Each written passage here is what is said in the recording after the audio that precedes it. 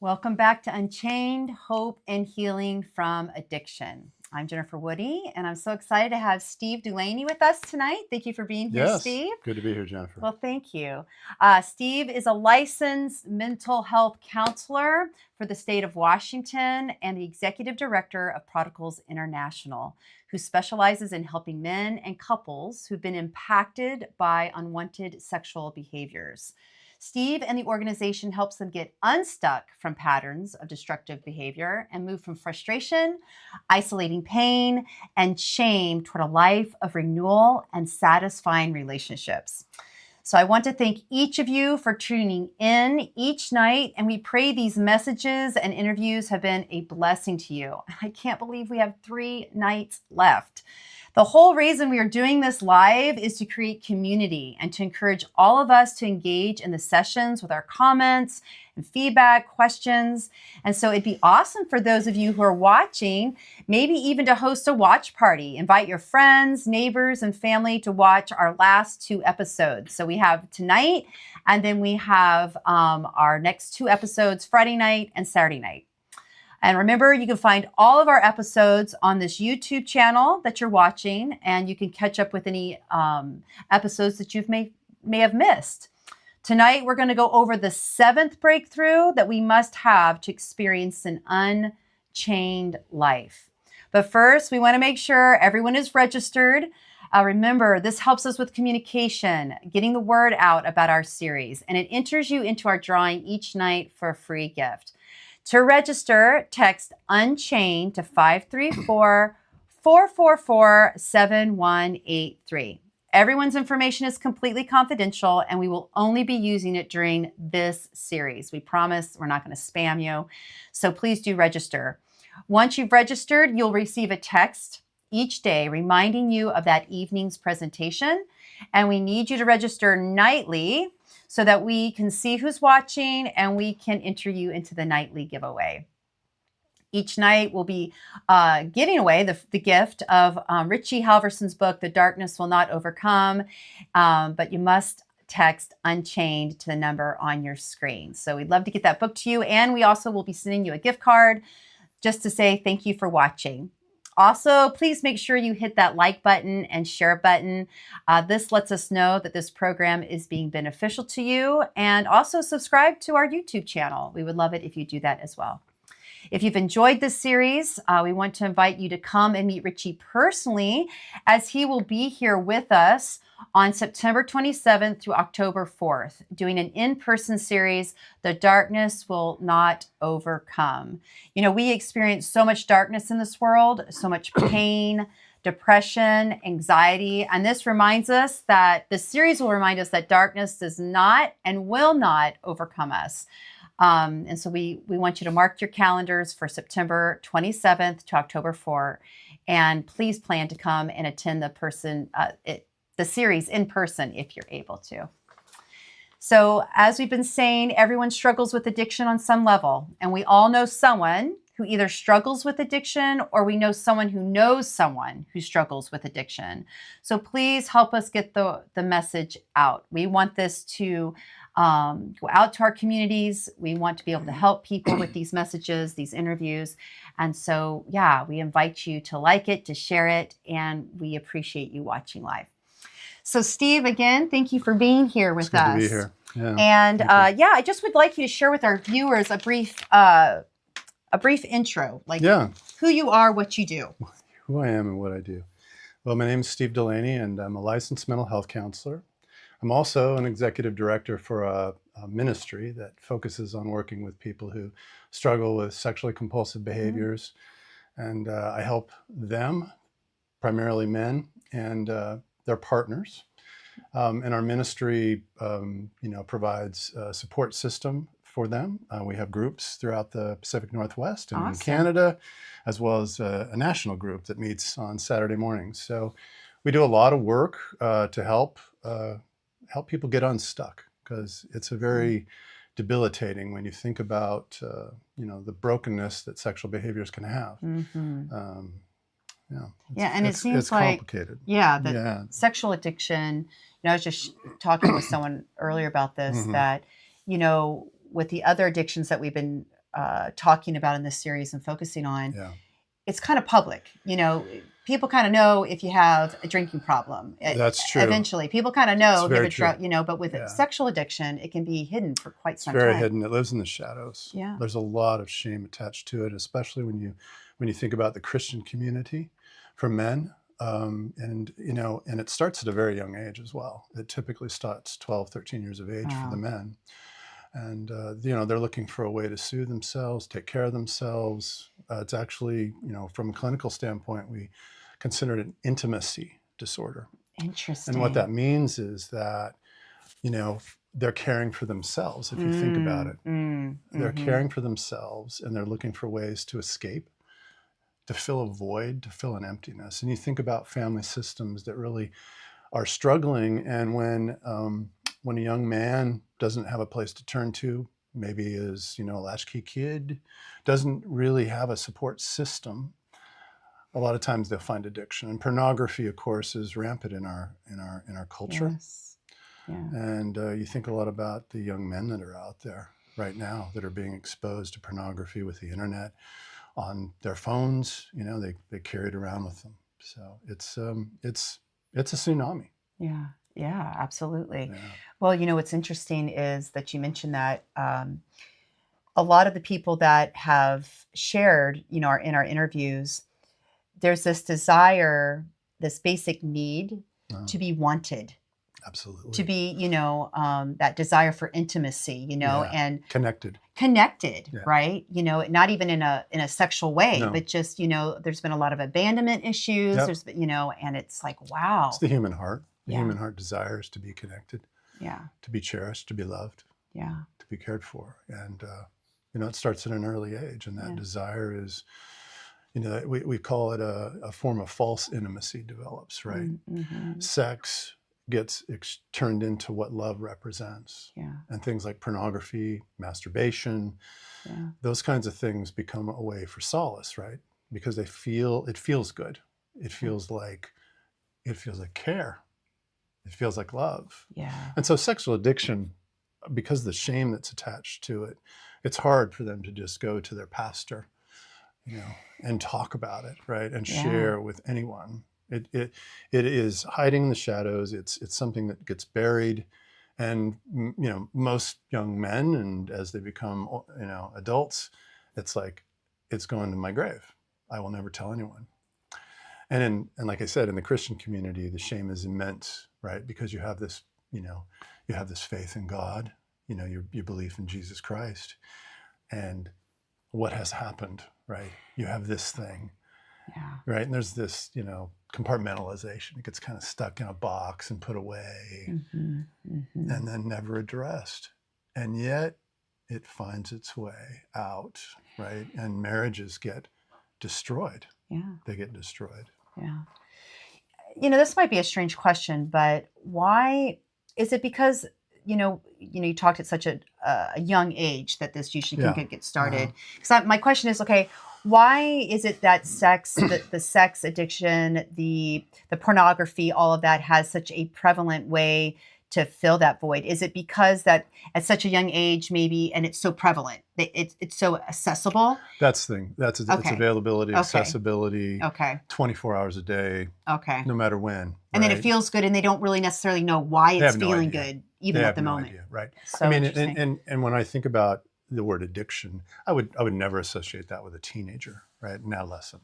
Right. They don't know what they don't know, right? They're just, it feels good. And it was built on curiosity. And then as they developed, they just found a way it just became very regular for them. Right. And then it became problematic, and they never had a clue that it became problematic. Then they get into adulthood and it's hidden, right? So it's very rare when, couples come to me, or I get guys coming into me and they say, oh, I told my wife about this before we got married. That's pretty rare, right? I mean, it's pretty rare that it ever comes to light. It only comes to light when someone is found out. There's what we call a discovery. Yeah. Right? So, well, and what's interesting is it's so widely accepted too. Like, even if you do in the media, even if you share it though with, like, friends or whatever, well, they're probably watching it too. Yeah. Or it's okay. Well, that's okay. It's okay to do that. And even in some marriages, it's minimized. Yeah, like the women think, oh, and I'm not trying to say only men suffer from this. I know women do too, but the partner says, okay, all right. Well, I don't know. In some marriages, even it seems some like permission is given accepted. sometimes, right? Yeah. Because the husband is perhaps wanting to be more intimate, more physically intimate, and the partner just says, well, go find another way, or says nothing. Yes. Right. And so there's not good dialogue, right? And that's one of the things that when I'm helping guys recover, is it's about getting connected. It's about establishing that engagement that didn't exist, because ultimately, if you had the ability to share it with your spouse and talk about it, it wouldn't have power. But it has power in the shadows. That's right. That's right. So what are some of the signs that someone may have a sexual addiction, Irritability, moodiness, unaccounted for time, staying up late, getting up early. That might be some of the indications of pornography usage, masturbation, pornography usage, things like that. A lot of those kinds of, just gaslighting a lot. Yeah. Lies. Yeah. Just not being truthful. Yeah. Not being honorable, right? Yeah. Not being authentic. And sometimes partners can tell, but a lot of times the behaviors will show up. People have children and their lives are just busy, and yeah. How would you approach someone, like if there were suspicions with that's not going to be using shame, that's not going to cause them to go deeper into the shadows, How would you approach someone? Yeah. How's that a healthy way? I mean, as a partner, but even as a trusted friend, I mean, as a professional, I'm not necessarily and especially as a woman, I'm not going to go up to someone, I think you have a sexual addiction, but within a partnership, within accountability circles. Generally, especially like in men's groups and things like that, when someone at least shares that there's something that they struggle with or that they've had victory over, a lot of times that will open up an opportunity for there to be perhaps more accountability, more conversation. Yeah.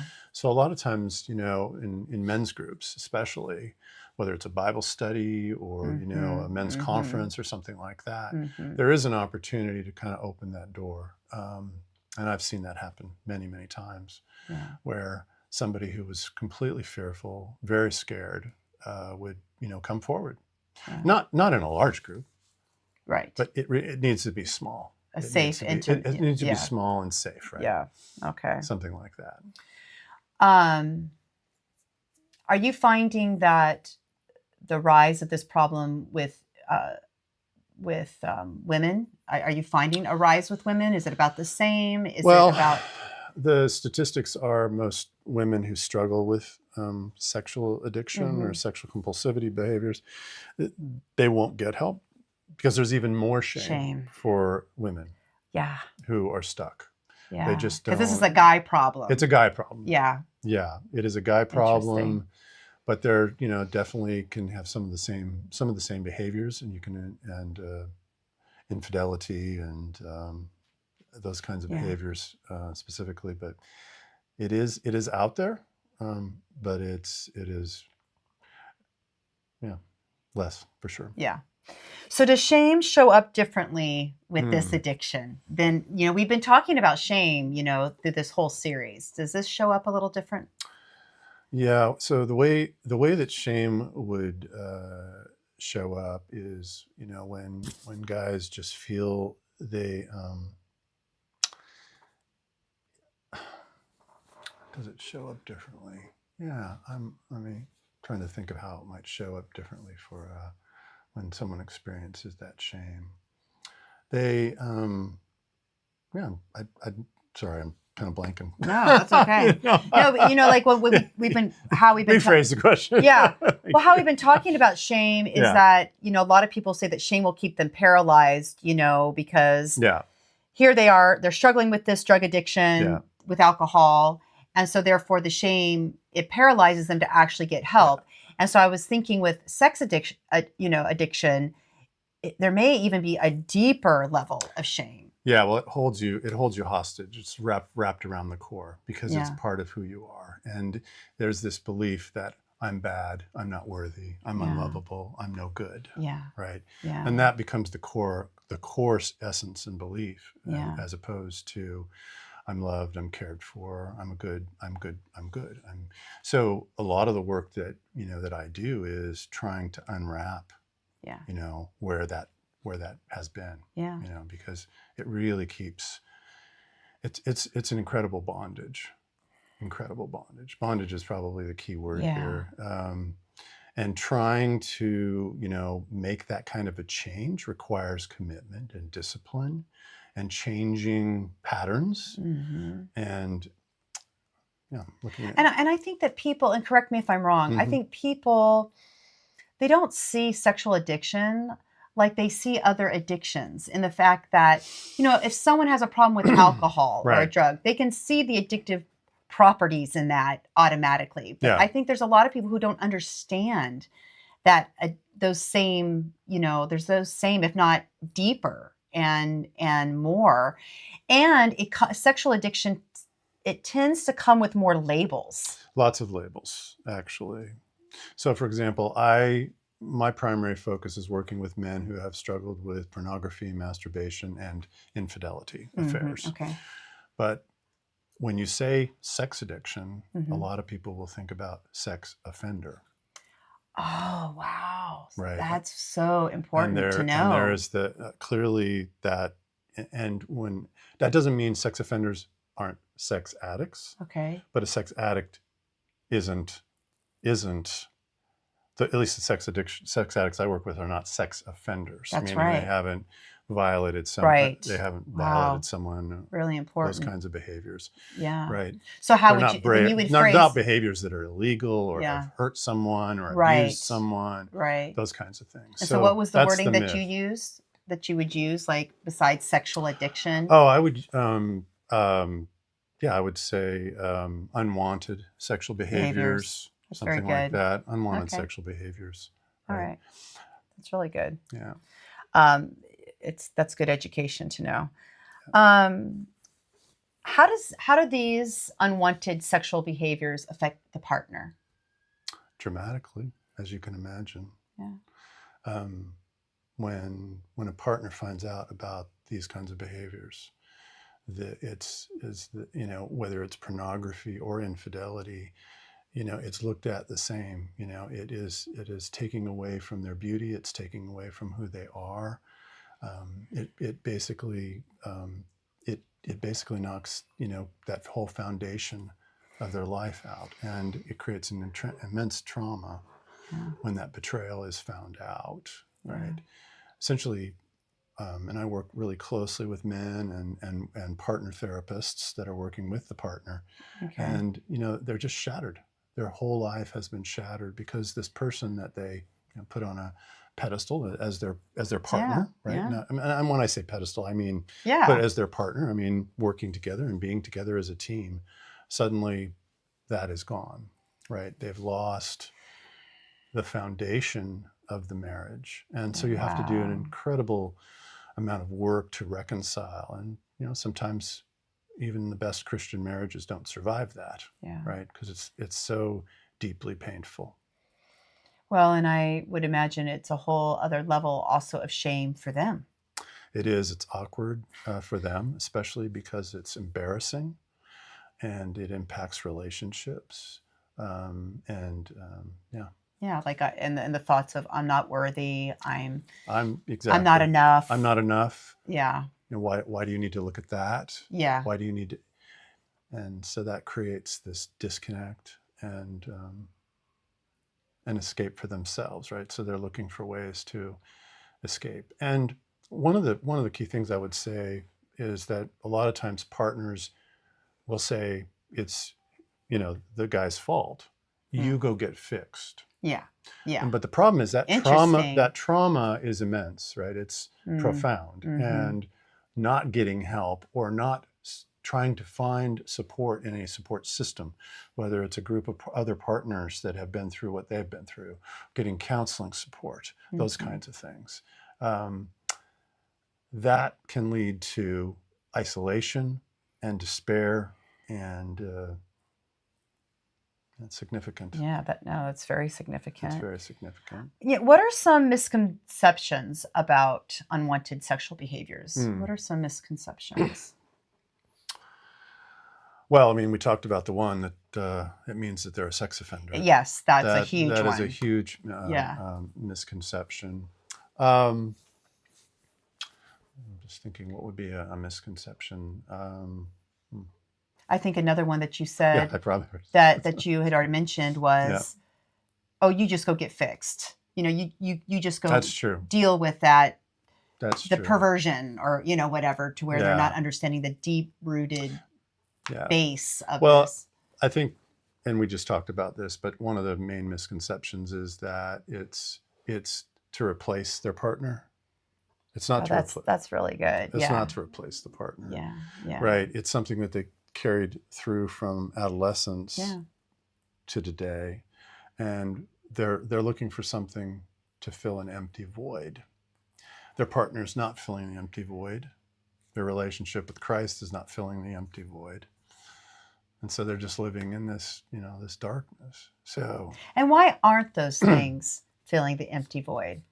I think that's a good question. Why aren't those things filling it? Well, if you think about intimacy, when you think about intimacy between a husband and a wife, but you also think about intimacy between you and Christ and that relationship.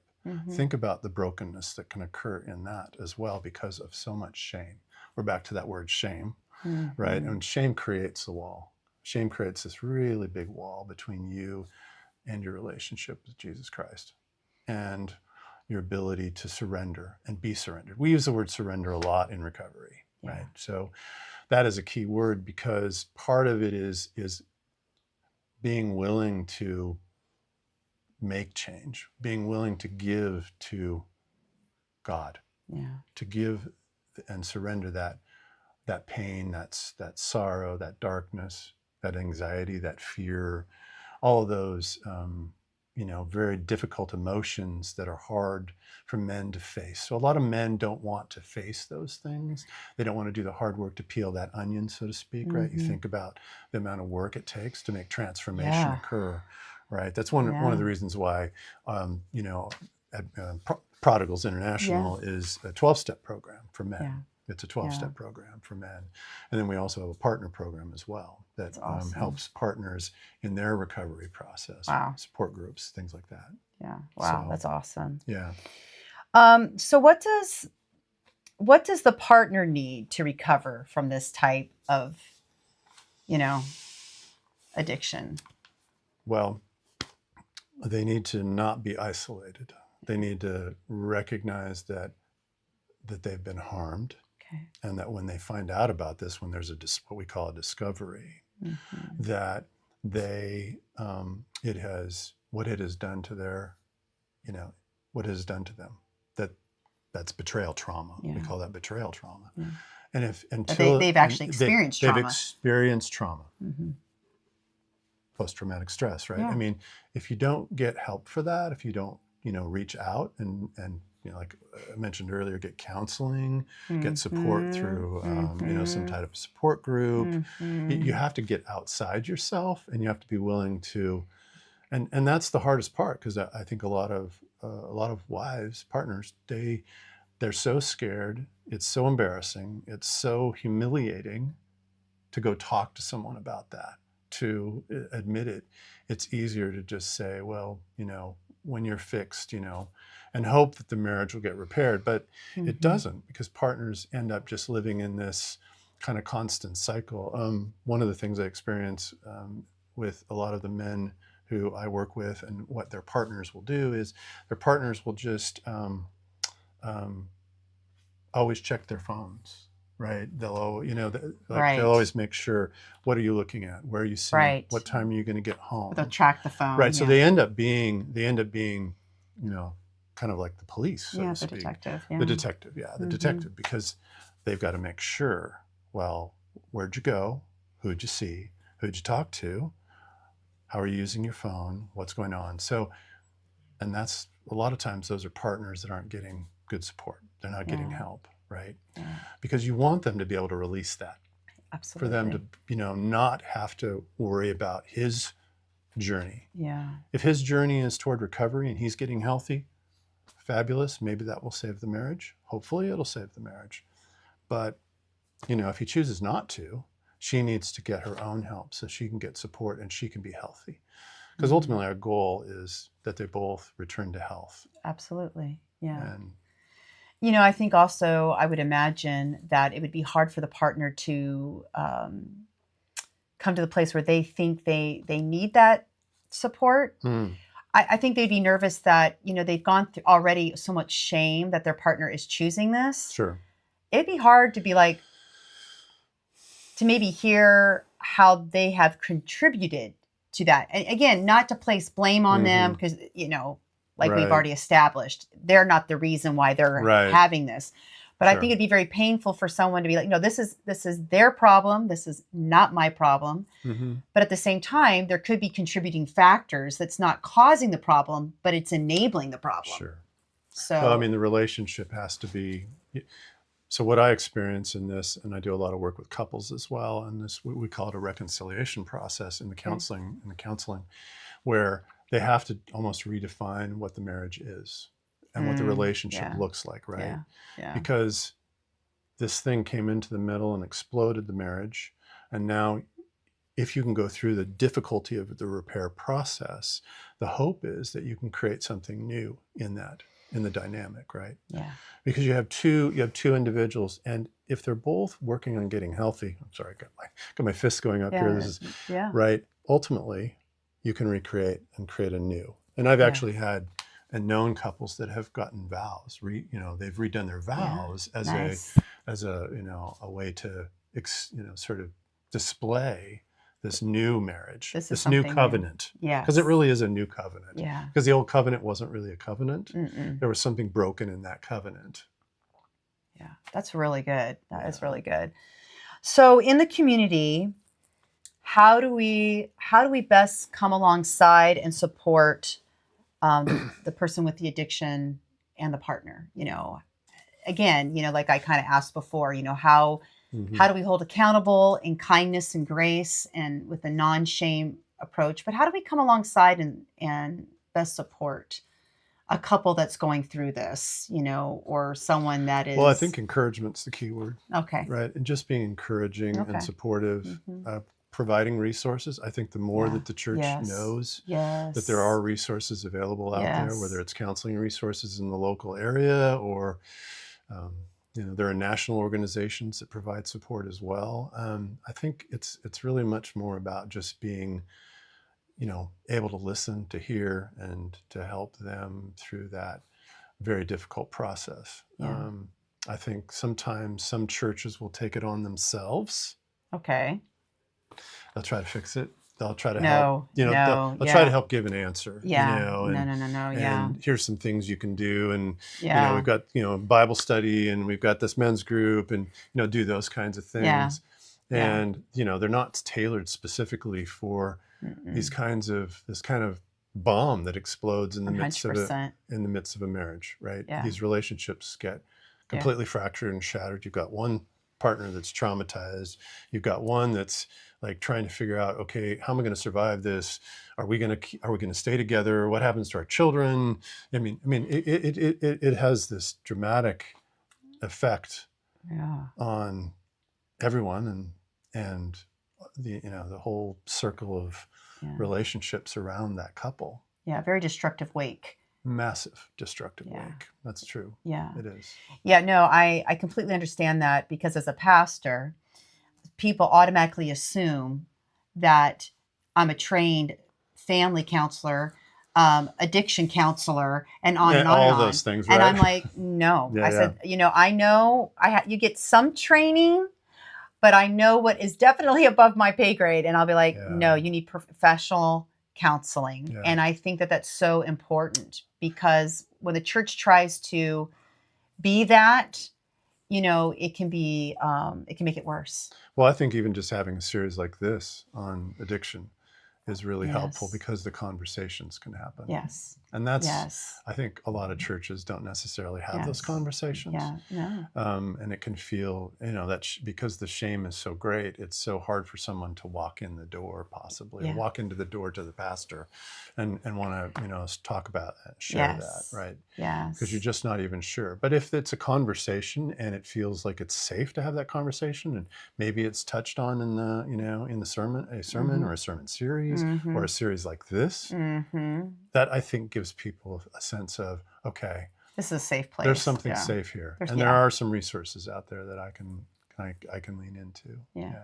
So on that note, tell us a little bit about Prodigals International that you run. We'd love to hear more about that. Yeah. So we started in the year 2000, and it started off with a group of guys that wanted to achieve recovery, and they were Christian men, and they were working with secular kind of 12-step. And so they went and built this and created this Christian-based curriculum. So cool. And so it sort of evolved over the last 25 years into a ministry that, we have hundreds and hundreds of men across the United States that are getting support on a weekly basis. We have a 12-step program with what we call mentors, and the mentors help shepherd the guy through the process. Nice. And then once they've gone through that process, which can take 9 to 18 months, then they give back, right? That's if you're familiar with the 12th step, but that's always about giving back. And for partners, we have Partners in Process is the name of the program. Okay. And those are for partners that have been betrayed. Nice. They've been harmed by this, and they need support. And so we have support groups for them online and as well as in person. So that's kind of the main the main thing we do.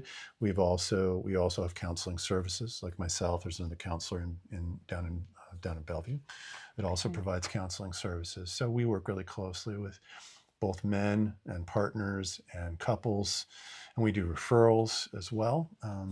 Especially when there's people in need of other additional services. Okay. And I think I mentioned that I'm a trauma counselor.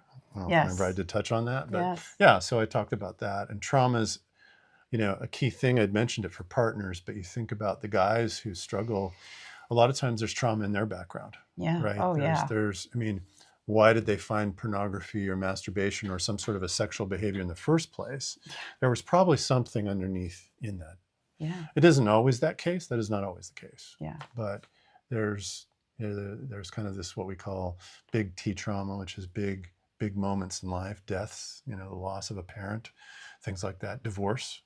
Yeah. Those kind of things that kids experience when they're young, and they start to look for a way to care for themselves, if that makes any sense. Yeah. No, absolutely. So we do that, counseling services, 12-step program, and we also, respond to a lot of emails and phone calls and, Yeah. So if someone was support services, if someone was wanting, would they just go to your website and they could get connected through that? Yeah. Okay. So we have, we have information about our groups and our support services and our counseling services as well. So, yeah. Oh, awesome. Yeah. Well, we'll make sure that we include that on our website so that we can direct them that way too. And it's a Christian-based curriculum that we use. So it's very specific to that, for men and partners that are of faith, right? Yeah.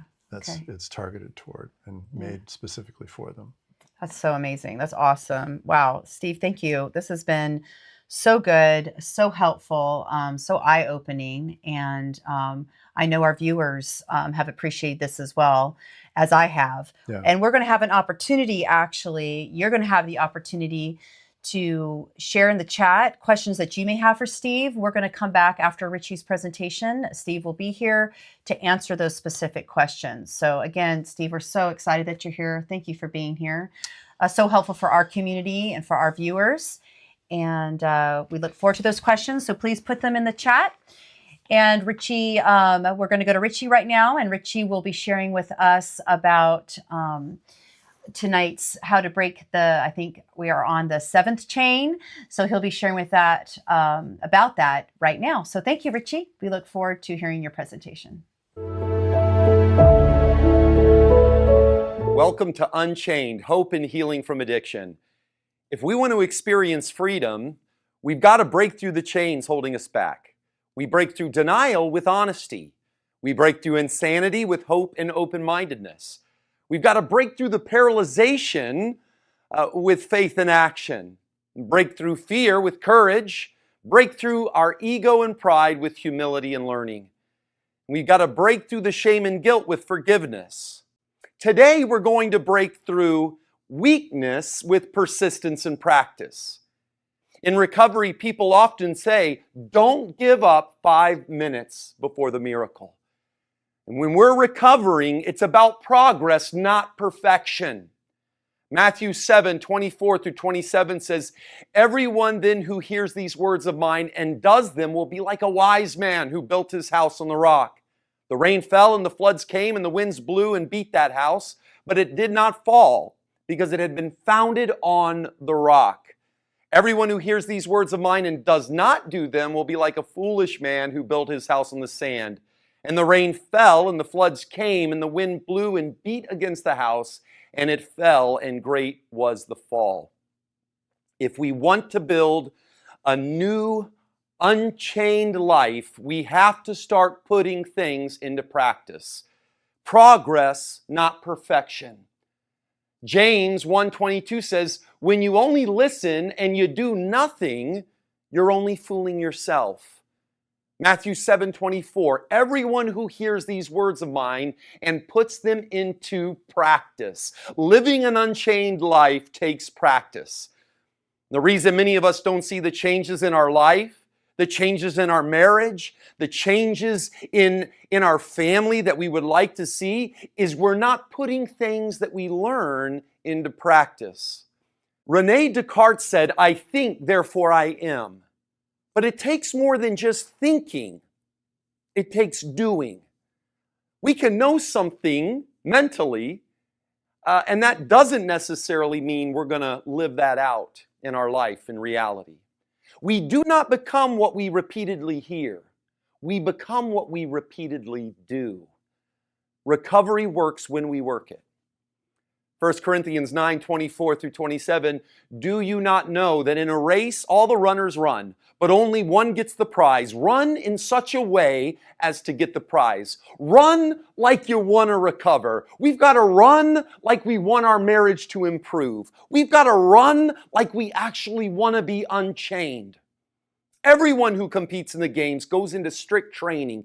They do it to get a crown that will not last, but we do it to get a crown that will last forever. Therefore, I do not run like someone running aimlessly. I do not fight like a boxer beating the air. No, I strike a blow to my body and I make it my slave, so that after I have preached to others, I myself will not be disqualified for the prize. Paul is saying we've got to practice what we preach. An unchanged life does not happen by accident. An athlete doesn't become an all-star by sitting in a classroom. No, by putting it into practice. It takes hard work. The word athlete, you know what it means? It means to struggle. It's a struggle to live a new life. It's a struggle to break old habits. It's a struggle to do what you should do when it's not what you want to do. It's a struggle to forgive people sometimes. But every time we put these breakthroughs into practice instead of old behaviors, we grow stronger, happier, healthier, and more free. But it's going to take practice. It's progress, not perfection. Think of how much time you have put into practicing your addiction. Think of how much time we've put into practicing our habit or maybe our hang-up or our heartache. Think of the amount of time that we have put into living our old life. I mean, some of us have practiced our whole life being negative. That's not going to change overnight. Some of us have practiced our whole life getting angry at the drop of a hat. That's not going to change overnight. You can't give up after the first time you mess up. You've got to keep getting up. Persistence, perseverance, practice. You know, practice requires patience. My sponsor used to always say, be careful what you pray for. Whenever I pray for patience, God sends a traffic jam. You know, we've got to learn to practice these principles in all our affairs. If we don't use them, we lose them. Practice takes patience.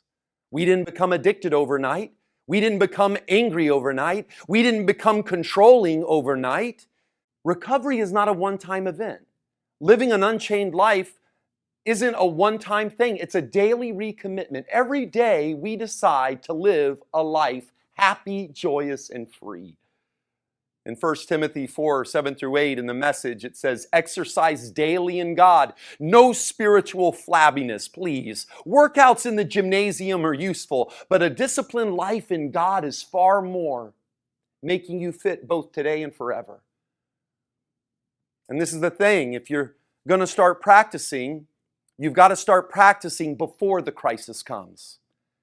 If you wait until you need something before putting into practice, you're not going to be able to do it. You're going to be in trouble. If you wait until the storm comes before building a good foundation, it'll never be able to stand. Why does it seem we always have to wait until our life falls apart before we're willing to do something about it? I always had to do things the hard way. But before I treasured the things that really mattered, I had to lose everything else. Why do we always have to wait until our life is falling apart before we're willing to do what we should have been doing all along? This character, Jonah in the Bible, has to get swallowed by a whale before he's willing to start listening. Samson, he waits until he's bald and blind. Peter waits until he's denied and deserted. And that's why we've got to start practicing right now. We can't wait until we need it before we start practicing it. We got to practice it now. Don't wait until you have a heart attack before you start doing something about the way you're living. Don't wait until you're researching divorce attorneys before you start researching marriage counselors. Don't wait until you get the diagnosis with lung cancer before you say, you know what, I need to start trying to quit smoking. Start practicing right now. Man, of all the things God unchained me from, smoking was one of the hardest. I mean, every addiction is hard. Every bad behavior is hard. Every habit is hard. But man, smoking was one of the hardest because you see, I had put a lot of practice into smoking. When I got up in the morning, it was the first thing that I did. Before I went to bed, it was the last thing that I did. I smoked after every meal. I mean, it integrates and infiltrates our lives. I practiced smoking a lot. Well, I'm going to have to put some practice into quitting smoking a lot as well. It's simple, but it's not always easy. We've got to put things into practice before the crisis comes. In Matthew 7:25, it said it rained hard, the floods came and the winds blew and hit that house, but it did not fall because it was built. Notice it's past tense. The wise man built his house before the storm came. You got to build a foundation of an unchained life before the problems come, before the crisis and the storm comes, because it's coming. It's easy to not use dope when life is going good. It's easy to be nice when you like someone. It's easy to be faithful in a relationship when you're getting along. If you wait until the storm comes before you start working and practicing, it's going to be too late. Begin building an unchained life right now. These principles have to go from our heads to our heart. We've got to go to the core of the problem. A good life requires a good foundation. We have to dig down deep. Any good structure has a good foundation where they dug down deep. The part of the house that matters most is the part you can't see. The surface is never as important as the foundation, which is interesting to me because it seems like the surface is the only thing we really care about. You know, we tend to focus on the surface, but God, He focuses on what's below. In Matthew 23:25, it says, you clean the outside of the cup and dish, but inside they're full of greed and self-indulgence. You see, God always goes below. 1 Samuel 16:7, for the Lord sees not as man sees. Man looks on the outward appearance, but the Lord looks on the heart. Now, I'm not saying the surface isn't significant. I'm just saying it doesn't matter as much as we make it. It's much better to have a good foundation. What matters most in any structure, including life, is what's below the surface. What's going on where people can't see? What's going on in your foundation? Luke 6:46-48, why do you call me Lord, Lord, and not do what I tell you? Everyone who comes to me and hears my words and does them, I'll show you what he's like. He's like a man building a house who dug deep. The wise builder didn't stop digging until he hit something strong enough to build his life on. There's only one person strong enough to sustain you. There's only one person stable enough to sustain your marriage. There's only one person righteous enough. Don't stop digging until you hit the bottom. Dig past the dysfunction. Dig past the depression. Dig past the present dilemma. Don't let these things hold you back. Keep digging past the problems, past the pain, all the way until you hit something hard that can hold you up. Man, in early recovery, I had messed up so many times. I had relapsed so many times, been to treatment in and out of jails, that when I was finally made it to recovery, I was afraid that I was going to relapse again. And you always hear that famous, we've talked about it in this series, hitting bottom. And I had heard that so many times growing up. And so I went up to my sponsor and I asked him, because I was afraid I was going to relapse and go back out there. And I said, how do I know when I hit my bottom? And I'll never forget what he told me. He said, Richie, your bottom happens when you put down the shovel. When I finally hit something solid enough to build my life on, I stopped digging. God was the rock at the bottom of my barrel. What are you building your life on? If it's a career, you can lose it. If it's a relationship, you can lose it. If it's your money, you can lose it. If it's your youth, I hate to break it to you, you're going to lose it. We've got to build our lives on something we can't lose. To live an unchained life, we've got to build our life on something bigger and stronger and firmer.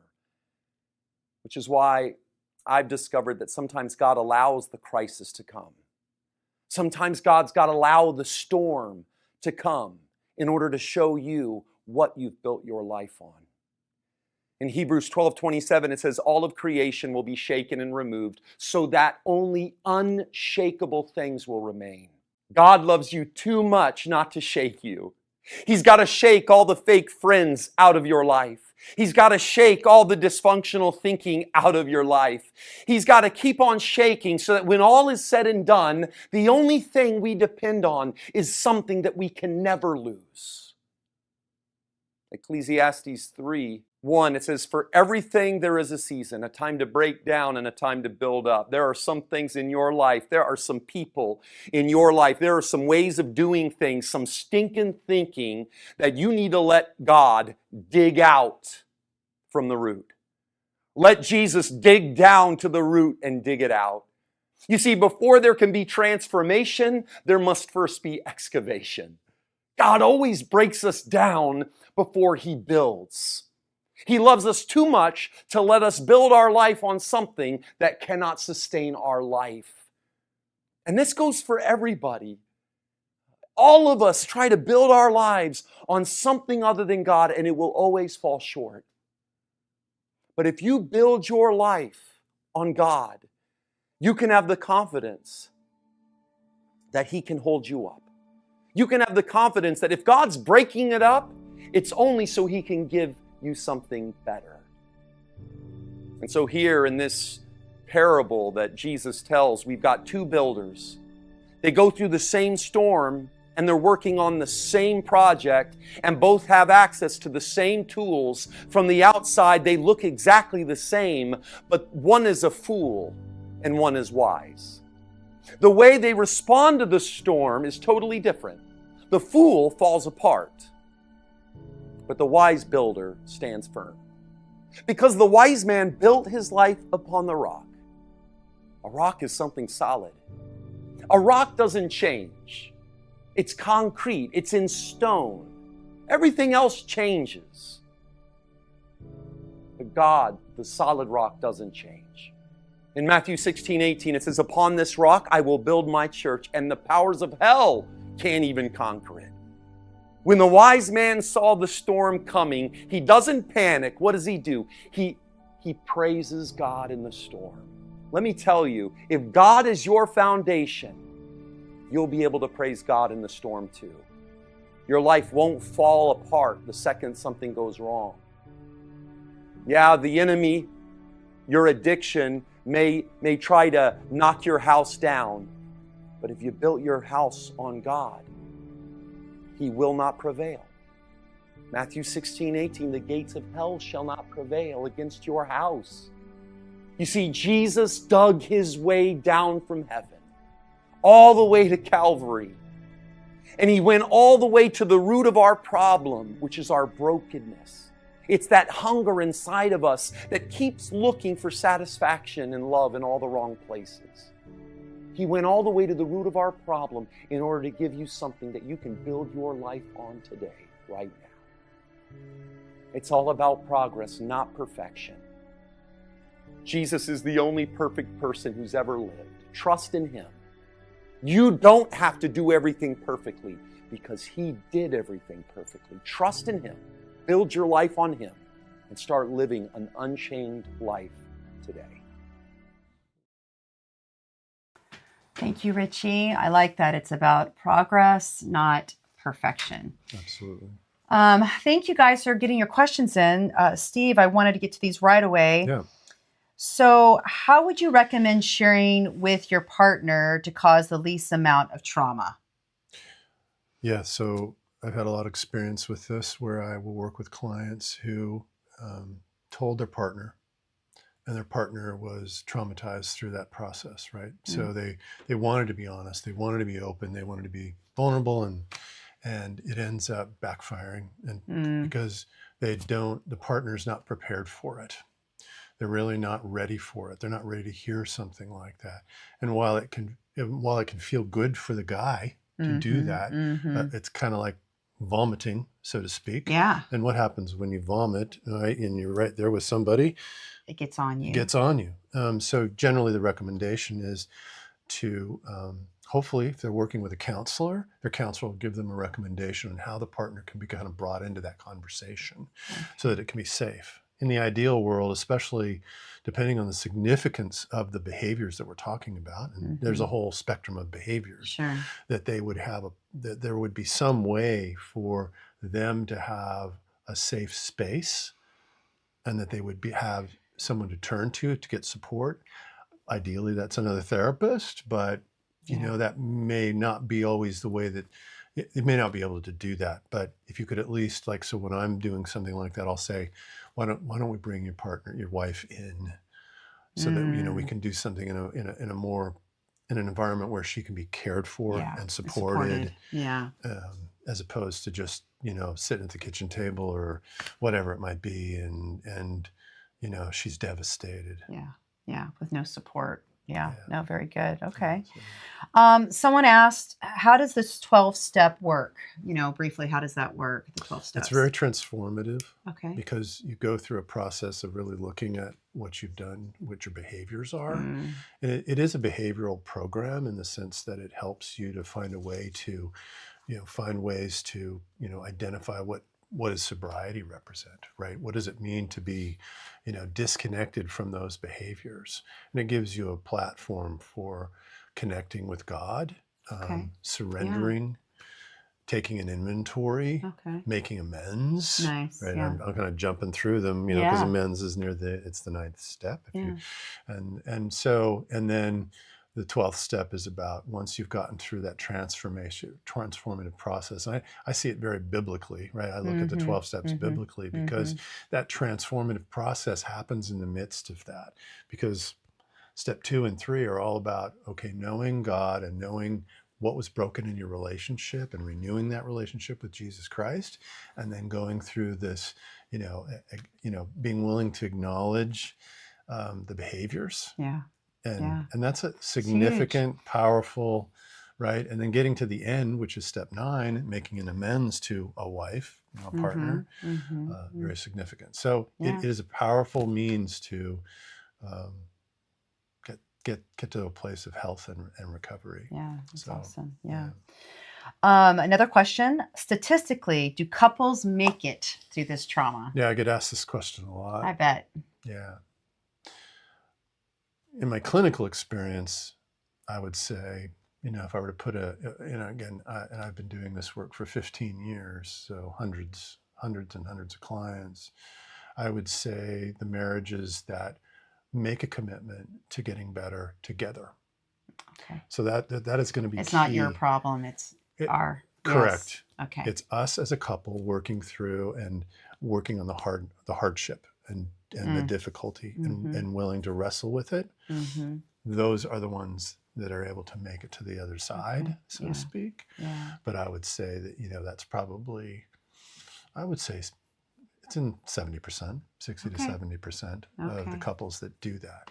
Okay. But unfortunately, I've also had to, be part of a number of divorces too, right? Yes. So yes, it's heartbreaking in the Christian community to have to participate in that as a counselor. Yeah. Because, when I get a guy coming in and then the partner's working and hopefully getting better, sometimes it's just, it's hard work. It's hard work. It's really hard work to do the repair. And like you said, it has to be a team effort. And sometimes that trauma for the partner is so deep and so severe that, it is, I want marriages to survive. Of course. That's my goal always.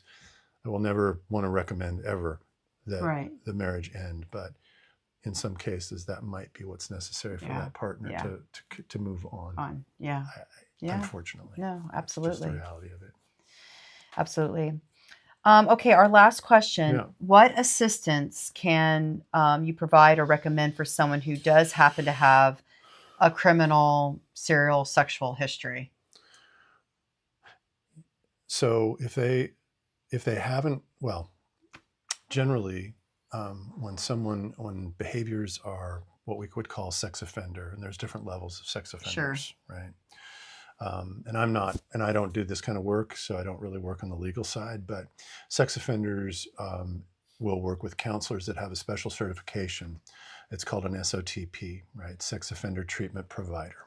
Okay. They specialize in working with clients who've broken the law or done things to other people that are illegal and have gone through that process. So generally, you have to work through the legal system because there's the courts will, have a say in the kind of treatment that person gets.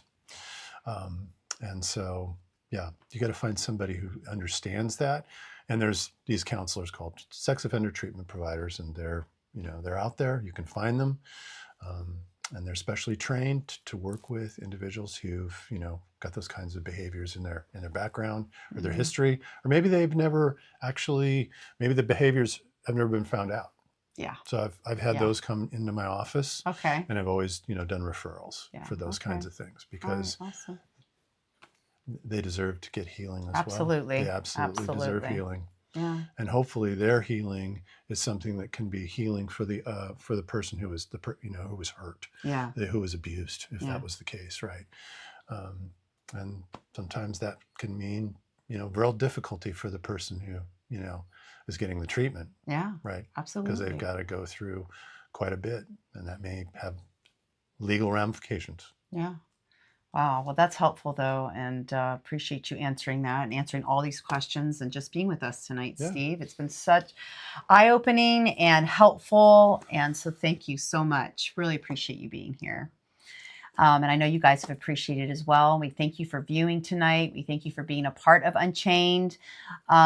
We want to share tonight who the winner is tonight for our drawing, and that is Grayson Cummings. We say congratulations to you. Thank you for tuning in, and we'll be contacting you. We'll get your information so that we can send that book to you and a gift card to you. Just our way of saying thank you for being a part of our live program.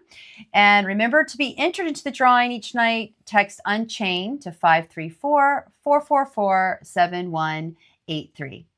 I have been so richly blessed this evening, and I trust that you have been too.